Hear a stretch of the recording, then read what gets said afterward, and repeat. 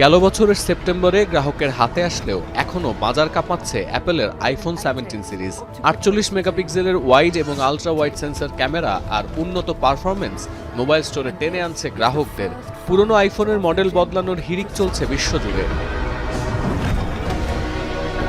গেল বছরের প্রথম প্রান্তিকে অ্যাপলের আয় বেড়েছে 85.27 বিলিয়ন বা $8,500 কোটি।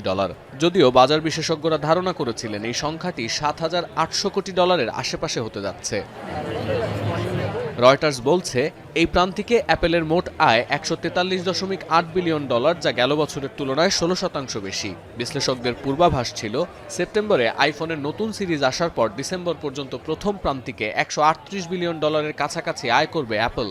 আর শেয়ার প্রতি যেখানে $2.67 আয়ের পূর্বাভাস ছিল, সেখানে অ্যাপলের আয় শেয়ার প্রতি $2.84।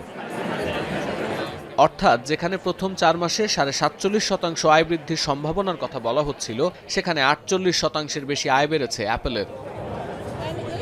দেখা যাচ্ছে গেল বছর চীনে আইফোনের বিক্রি বেড়েছে 38%, অথচ অ্যাপলের ধারণা ছিল বছর শেষে চীন থেকে $21 বিলিয়ন আয় করবে তারা। আইফোনের বাজারে এই ইতিবাচক পরিবর্তনের পেছনে চীনের বাজারে আইফোনের বিক্রি বেড়ে যাওয়ার যোগসূত্র আছে বলে মনে করেন বিশ্লেষকরা।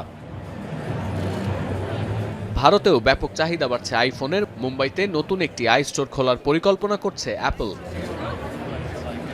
অ্যাপলের প্রধান নির্বাহী টিম কুক জানান, আইফোনের জন্য গ্রাহকদের অভাবনীয় সাড়া পাওয়া যাচ্ছে। তবে আইফোনের বিক্রি বাড়লেও চাহিদা কমেছে অ্যাপলের অন্যান্য অ্যাক্সেসরিজের।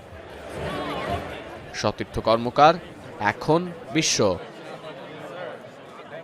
72 ঘন্টা ময়েশ্চার লক সমৃদ্ধ লিলি বডি ওয়াশ। শিয়া বাটারের গুডনেস স্কিন রিপেয়ার করে রাখে সফট ও গ্লোয়িং।